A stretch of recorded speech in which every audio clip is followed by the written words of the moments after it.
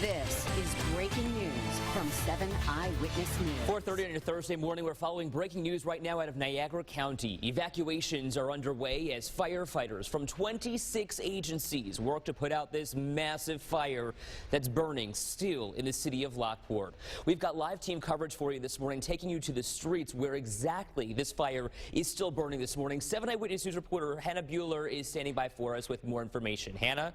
Well, Ed, good morning to you. We're on the corner of Stevens and South New York Street here in the city of Lockport. I want to paint the picture for you. It is much different than it was 9.5 hours ago when this fire was raging on strong. Right now, the thick cloud of black smoke has kind of dissipated. I've seen many first responders leaving the scene here, obviously exhausted. It's been a very difficult fight for the more than 100 first responders, firefighters who have been working on putting out this blaze since about 7 o'clock last night. The fire, as I mentioned, now has been burning for about 9.5 hours. At last check, we were told the fire was contained but not controlled. The fire is burning at the High Tread facility here on Stevens Street. It's a warehouse that shreds rubber tires into dust, and fire officials say that alone has been made it very difficult to fight this blaze. There were a lot of product in that warehouse at the time. Thankfully, though, we want to report that at this time there are no reports of any injuries this morning, but because of the very heavy smoke, hundreds of homes have had to be evacuated to keep everyone safe. It is the smoke that caused the evacuations tonight in the general larger vicinity. We evacuated the homes on this street because of the proximity to the plant, but otherwise the smoke condition is what caused us to do this evacuation. The 9 streets that had to be evacuated last night were Ohio, South New York, South Bristol, Webb, Bacon, Sunnyside, Stevens, Windsor, and Prospect. And last night, those people from those homes here in the neighboring community were just flooding the streets, really looking for a place to go. My colleague Tweelon Nugent joins me now. You've been following up on that part of this story. Right, Hannah, it's very scary. People never think this is going to happen to them. In those times of emergency, they always have a contingency plan in place, but they never know if they have to act on it. And as you said, people here last night really flooding the streets with their belongings, their pets, their family members, not sure what to do at that time. But you know what? These people have been evacuated since 7 p.m. last night when that fire started, and currently they are sheltering at the Salvation Army, a local middle school, family, friends' homes. But luckily, the good news here is that we don't have any damage reported to homes as of yet. Of course, that is always subject to change throughout the day as we learn more information, and those first responders are really focused on getting that fire put out for now. But what's really important is that these residents are kept safe. All the people that live around here, you know what, they have been moved to other places to make sure that they are safe themselves, because belongings, those can be replaced here. We're looking at some of those pictures from our 7 Eyewitness News viewers, and all of these people very uncertain, very scared, but also this is just a very big fire, and not one that happens very often here, so people really unsure of what to do. But contingency plans have been put in place to save all of these people and make sure they are as safe as possible this morning. Again, let's take a listen to one of our viewers here who had something to say about that last night. Well, I was scared of the fire getting that close to my house. Like, that's scary. I didn't know what I should do, get all my stuff out of the house, my pets. Like, it's a very scary situation. Yeah, and the community has really rallied together here. You heard her say she was worried about her pets. A local animal shelter has reached out to all of these Lockport residents, saying that if they have pets that need to be sheltered, contact them and they can help them find a place for them. But again, just a really important thing here is the community aspect and how everyone is banding together and working together here to make sure they're safe and getting everything taken care of. We'll, of course, keep following this for you, but we're going to send it back to Ed in the studio. Tweelon Nugent live for us in Lockport along with our colleague Hannah Bueller. And Tweelon, before we let you go, I just held a Facebook Live session on our Facebook page, WKBW TV. One of the main questions folks had for us was, do we know how the fire started? Any information about that this morning?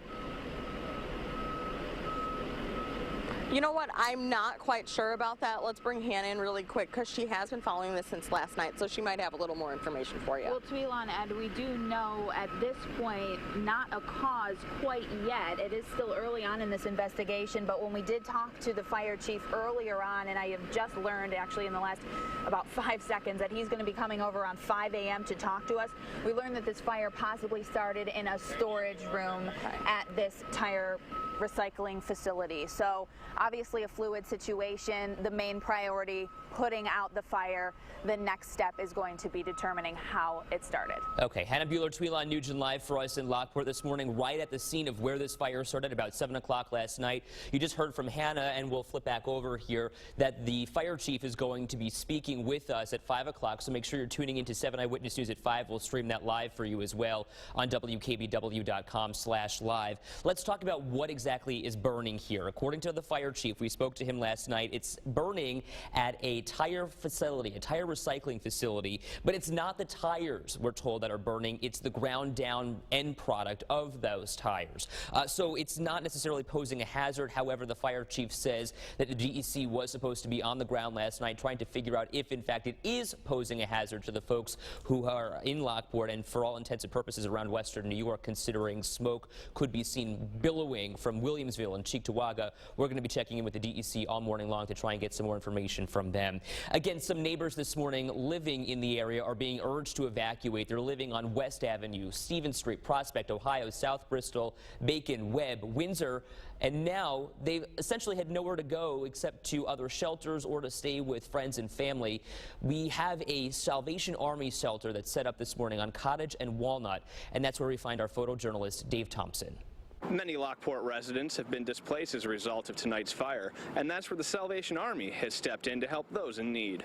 With several streets around the fire evacuated, many Lockport residents were looking for a place to stay, and the Salvation Army was there to provide comfort and shelter for anyone affected by the fire. People that come tonight over here will have refreshments, will have a place with air conditioning, they will have something to eat, something to drink. 50 of them will be able to sleep in cots, mats, in our gym tonight. Major Jose Santiago is also worried about people losing their homes in the fire. I am worried that people may be displaced and that some of the people may be homeless tonight, but we hope that that's not the case. Both the Salvation Army and North Park Middle School were open for residents displaced by the fire to spend the night. In Lockport, Dave Thompson, 7 Eyewitness News.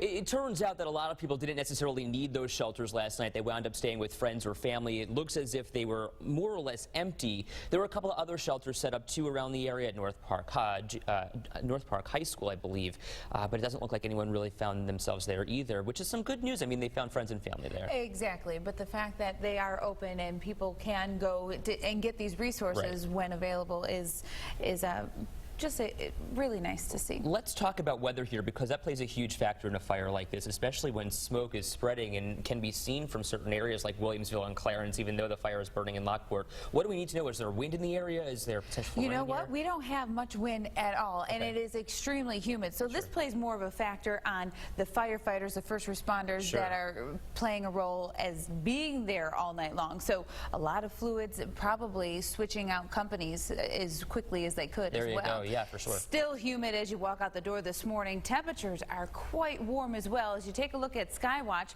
well, we have the cloud cover out there, but you can kind of see the milky skies, the denseness of what the sky is out there right now. So you know, as you walk out the door, it's going to be a very sticky morning. As you take a look at Skywatch here, 76 degrees right now. That's close to the average daytime high, if you can believe that one. We will start to see a more southwesterly wind as we go throughout the day today, so your lakeshore communities are going to stay a little bit cooler. I know I say cooler. We'll use that as a loose term along the lake shores opposed to inland, and definitely from Niagara Falls to Batavia, the north towns, we'll get into that 90-degree mark without a problem whatsoever. Now, there will be some thunderstorms out there south and also possibly north of Buffalo. We'll talk about where those locations will be and when it will all wrap up coming up in your phone. Nicole, 7 First Alert 7 Day. Okay, Autumn, thank you very much. 4:40 on your Thursday. Developing this morning out of Hamburg, the National Transportation Safety Board is investigating a small plane crash in the South Towns. This happened last night on Heltz Road near Lakeview. Police tell us the single-engine plane crashed just after takeoff. The plane was trying to make an emergency landing. Only 3 people were on board. No one here was hurt. Also developing this morning, the principal of North Park Junior High School in Lockport is facing child endangerment charges. James Snyder was arrested yesterday, but police would not go into detail about the arrest. We're told it was the result of a, quote, detective investigation. We'll be asking questions about this one. Stay with 7 Eyewitness News as we learn more. A North Tonawanda man is recovering this morning after spending 11 days in the woods with no food or water. Police say 65-year-old John Tylock was found in the woods nearly 2 weeks after his wife reported him missing. Tylock was found yesterday morning lying on his back, covered in bug bites and extremely dehydrated. His wife tells us he's recovering at Millard Fillmore Suburban Hospital. Now to a story you'll see only on 7 Eyewitness News. We're hearing from a Niagara County Community College student who says she was sexually abused on campus last week. She doesn't want her identity revealed, but says DeJuan Hunt came up behind her from the side and then shoved her into a stairwell where she claims he tried to rape her, but she was able to break free. She says this happened as she was walking into the E building. I was able to elbow him in the jaw and break free from him, and as soon as I walked out of the stairwell, there were 6 employees that worked there, and I had informed them hey, this dude just tried raping me in the stairwell, and they called campus security. As soon as campus security got there, the male, they said his name, the male pulled him outside, and that's when he hopped on the bus back to Falls. The woman's mother says NCCC is directly to blame for not alerting the campus of Hunt's past. Police say he sexually abused someone on campus back on July 19th.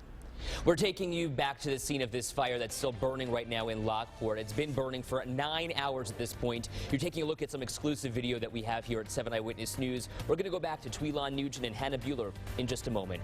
And we're also learning more about a Lackawanna man stabbed to death during a home invasion. What a close family friend is telling us about the moments after the stabbing. To walk away from a situation like this is a God's blessing. Plus, an 18-year-old man is locked up this morning accused of trying to pull the trigger on a police officer. That officer is now being honored for how he handled the situation. 4:43, you're watching 7 Eyewitness News. It takes a team to alert you first, and like all winning teams, it means working together. We're gonna double up today. Every day, every night. 7 First Alert Weather. 5 meteorologists delivering your most accurate forecast, no matter what's on the way, helping you get out the door in the morning and home safely at night. The 7 First Alert Weather Team. Chief Meteorologist Aaron Menkowski, Meteorologist Andy Parker, Autumn Lewandowski, Mike Randall, and Don Paul. I chose N-Trip because of the affordability. How many people can say they're debt-free after college? I had my choice of programs, and it really is a great campus. I can get to it in just about 20 minutes, whether I'm coming from home, work, or just about anywhere.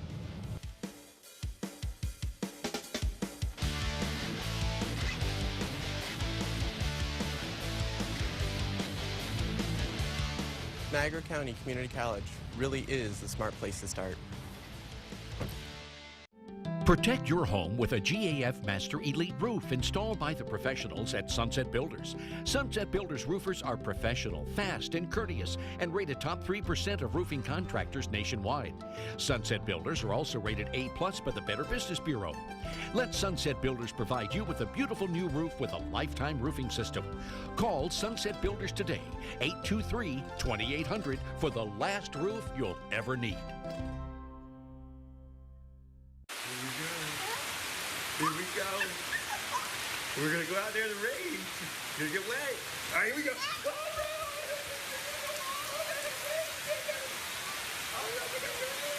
Okay, quick.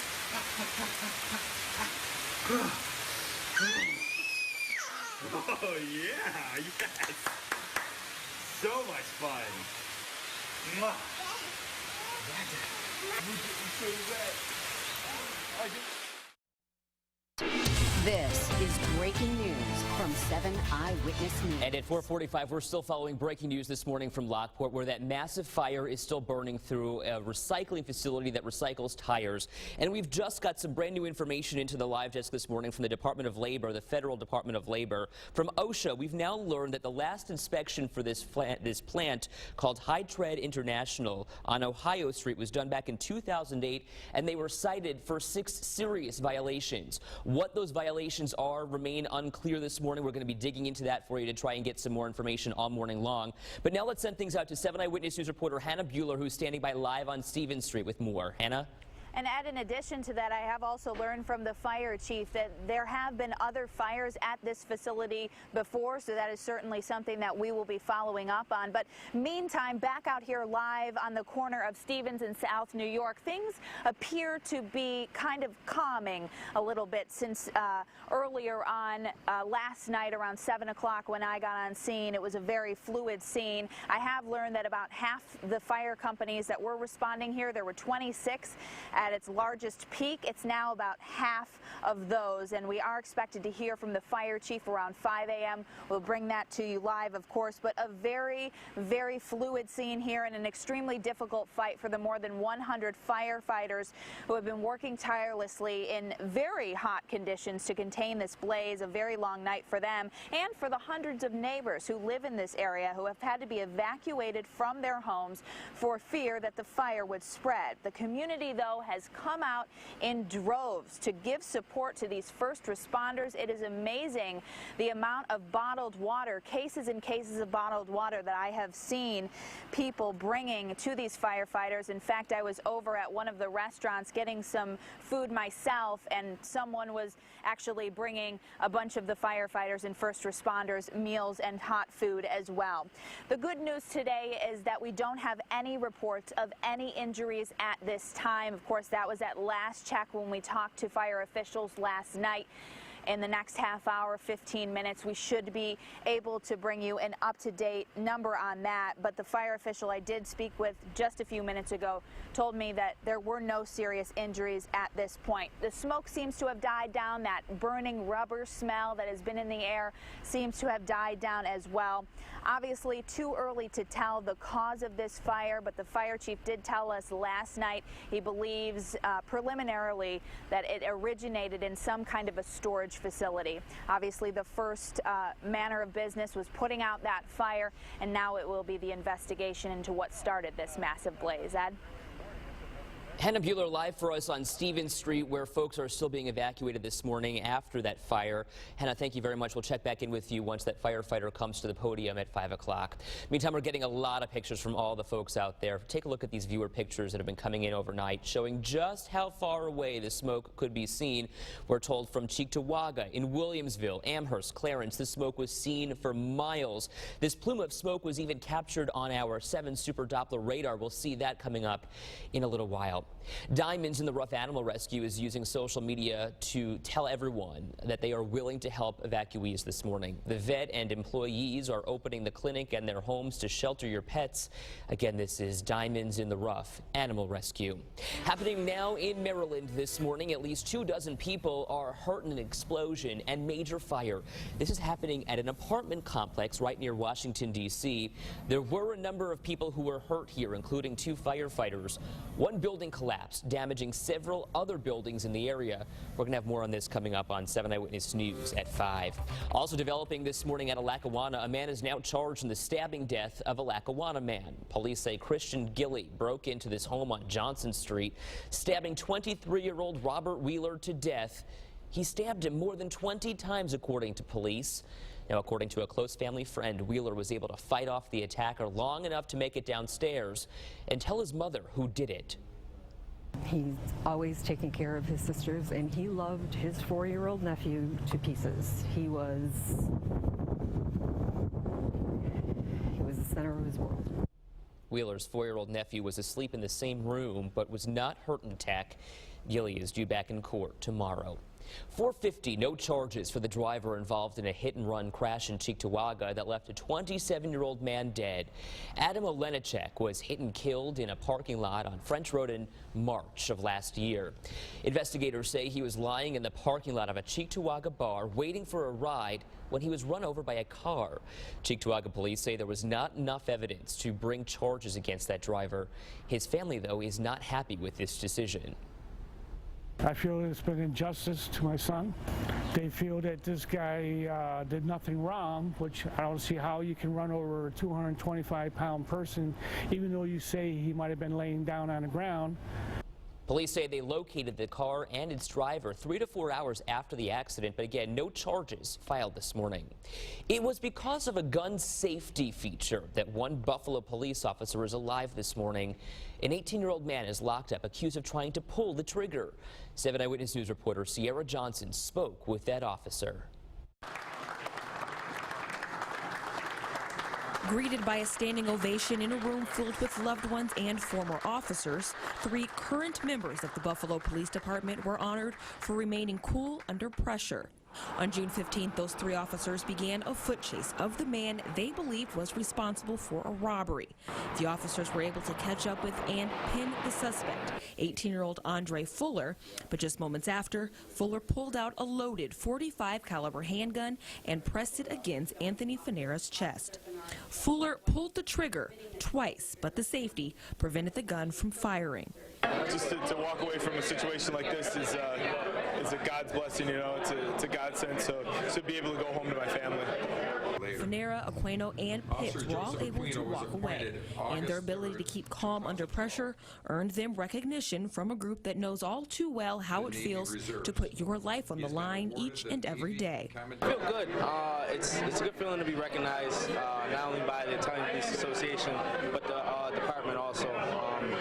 Just for doing our normal day jobs, it's just good to be noticed for something positive when it's so much negative being shed on officers altogether. Sierra Johnson, 7 Eyewitness News. Well, we are certainly glad that that first responder, that police officer, is okay. These folks are heroes who put their lives on the line every single day. Let's switch over to weather now. It was a hot one yesterday. I mean, I walked outside in the afternoon, and I felt like I was in the Caribbean. It was hot from start to finish. Yeah. I was out live at the Erie County Fair, and we had, it just felt like you could swim outside. Yeah. And it never ended throughout the entire day. And then it just got hotter. So as we take a look at Skywatch 7, take a look at how we saw things wrap up as we went into the evening hours from 5 o'clock till right before we switched Skywatch to the billowing smoke coming out of Lockport. We had a beautiful sunset on the way. Not only were the roads busy, but so was the water. And how great is it to see the sun go down and have it almost near 90 degrees. It was a hot one yesterday. Right now, it's a sticky one. We have temperatures in the 70s. Dew points are in the 70s as well. When we get into the upper 50s to mid 60s, you can already feel the stickiness. And now that we're in the low 70s, you can definitely cut the air. You can even see it out there. The sunrise now comes up at 6:17. Speaking of the humidity, well, low-level clouds, more likely the form of some fog. We have some across the northern sections of the area going from Grand Island up towards Niagara Falls, around 4 miles worth of visibility. So there is that haze in the air. Not so bad as you make your way through central portions of Erie County, but where we had a ton of rain come down yesterday, where they had flash flood warnings in Chautauqua County, well, we're down to about 1/3 of a mile worth of visibility there, and also just about 5 miles into Allegheny County. So some of those lower valleys that you wind through are going to have lower visibility. Now, we have a frontal system that's to the north of us, which keeps us in this soupy air mass, but it also is going to bring in the possibility of these showers and thunderstorms as we head into the afternoon. If you're going out to Canal Side, this isn't going to be a problem. We'll be clear 90 degrees in the 80s even through the evening. And let's take a look at where these thunderstorms will pop up through the afternoon. We gain the heat of the day. Again, Jamestown will be right in that area where we'll see some of these heavier downpours once again. That's something that we'll keep an eye on as we get into the afternoon. And then as you go from about Springville down the 219 and even towards Wellsville, notice you'll even have the pop-up showers right along the lake breeze through Niagara Falls, the north towns as well. That all comes to an end closer towards the dinner hour. And what we're going to find as we head into the later evening, are things drying out, not going to get rid of the humidity. We're going to keep the cloud cover as well. Those that want to try to see the meteor shower through the overnight tonight, it's not going to be the best viewing for that. And by the time we get into Friday, well, we are going to have a bit of cloud cover, the shower and thunderstorm potential south and east of Buffalo as we get into the early afternoon, especially right along the state line as we go towards the dinner hour. And then another round comes through Friday evening. So we're going to paint the days where we have some scattered shower and thunderstorm activity every day, and even highs in the upper 80s, and through the Niagara frontier, we're already going to get to that 90-degree mark once again. So yesterday is going to be a lot like today and a lot like tomorrow. Humid. That word is not going anywhere, and through the weekend we are going to have some rain showers around. By next week we are in the lower 80s. Bring the water bottle with you today, Autumn. Thank you very much. Coming up, we're introducing you to a man who's been to 64 Erie County fairs. He's called the ultimate fairgoer. Why he says technically he's been to 65. And we're continuing to follow a massive fire in Lockport this morning. We're taking you to the scene coming up next. You're watching 7 Eyewitness News at 4:30.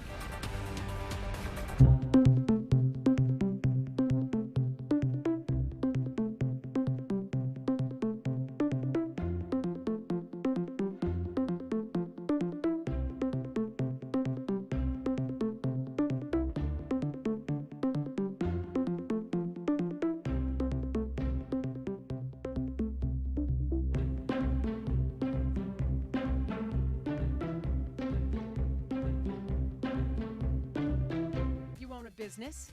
You're watching TV? Guess what? So are other business owners and managers. In fact, there's no better way for businesses to speak to other businesses than through broadcast TV. Broadcast TV news reaches more local businesses than the top 10 radio stations combined. It also reaches more businesses than an entire week of newspapers or cable. Broadcast TV websites deliver more businesses than print or radio websites do. If your marketing plan doesn't include broadcast TV, you're missing potential customers. Want to learn more? Call 840-7709 today.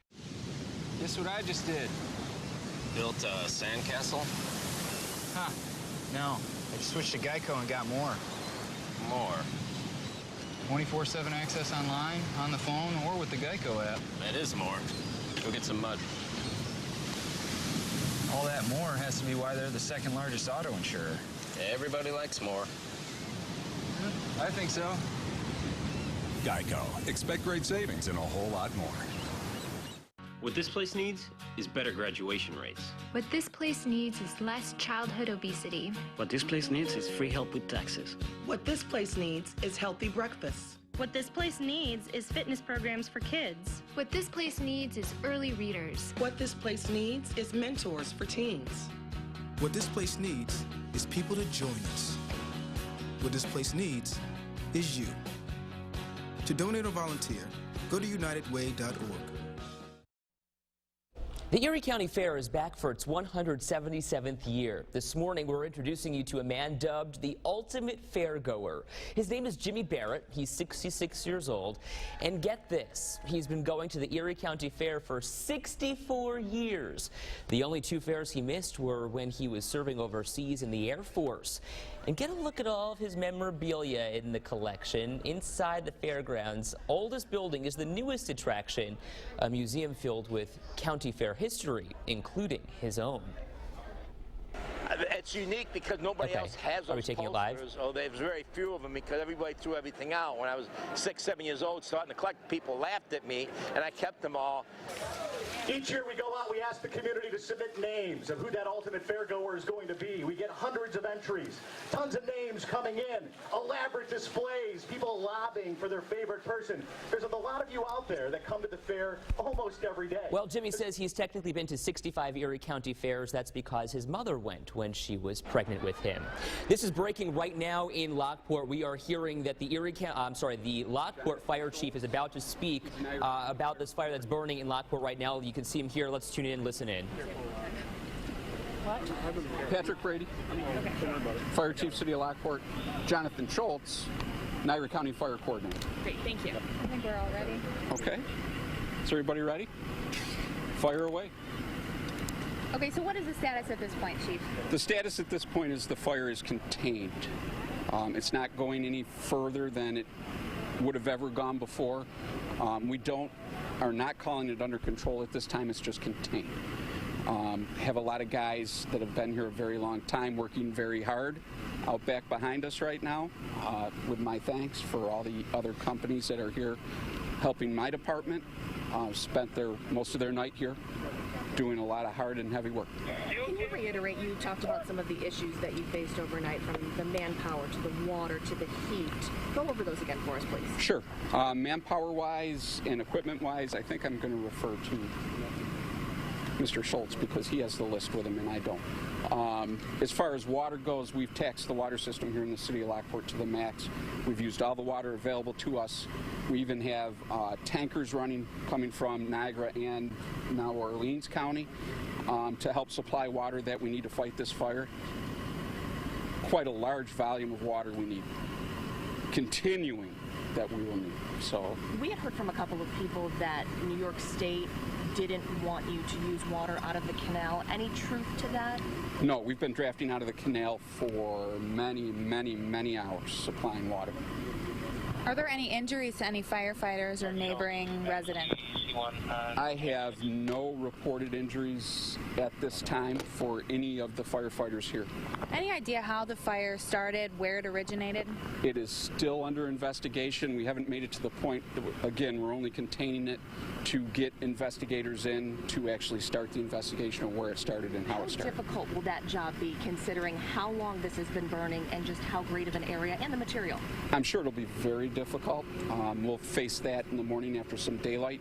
We're going to receive some assistance from the New York State Office of Fire Prevention and Control on that a little later this morning. Can you talk about any health hazards here with the tires burning, a lot of thick smoke, a lot of people coughing in the area?